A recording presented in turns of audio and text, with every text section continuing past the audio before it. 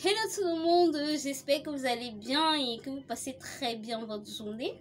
Alors aujourd'hui nous venons par cette vidéo pour vous donner une suite à la story, à l'histoire que nous avons publiée ici il y a 2 semaines. Alors l'histoire d'hier, c'était l'histoire d'un monsieur, d'un salarié d'une société de la place qui a décidé de quitter l'entreprise sans informer ses collègues, son chef hiérarchique et sa direction pendant plusieurs jours. Alors, ses collègues, sa direction, son chef hiérarchique, inquiet, l'interpellent par téléphone sans suite. Alors, nous avons publié cette histoire sur cette plateforme. Beaucoup de gens nous ont fait comprendre, nous ont donné leur avis en disant qu'il s'agissait d'un abandon de poste. D'autres ont dit qu'il s'agissait d'une absence prolongée.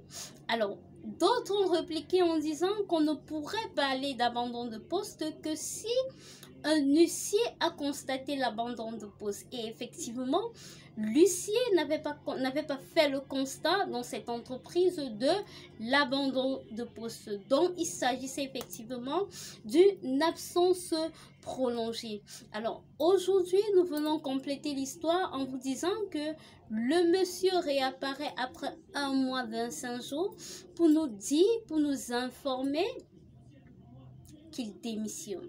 Donc, il vient après 1 mois 25 jours déposer sa lettre de démission sans préavis. Alors, à votre avis, et tout en précisant qu'il voudrait son certificat de travail et son solde pour tout compte. Alors, à votre avis, est-ce que l'entreprise devrait calculer, est-ce que cette entreprise devrait calculer le solde pour tout compte de ce salarié? Et aussi, nous voulons rajouter quelque chose en disant que la faute que le monsieur a commis, l'absence prolongée que le salarié a effectuée est une faute grave qui peut aller au licenciement. Donc, vous devez tenir compte de ça. Alors, n'hésitez pas, laissez-nous vos avis s'il faudrait vraiment que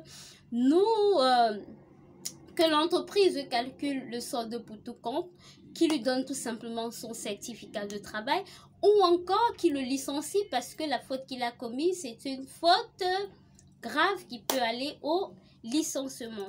Donc, c'était cette partie-là qu'on avait envie d'ajouter dans ces stories.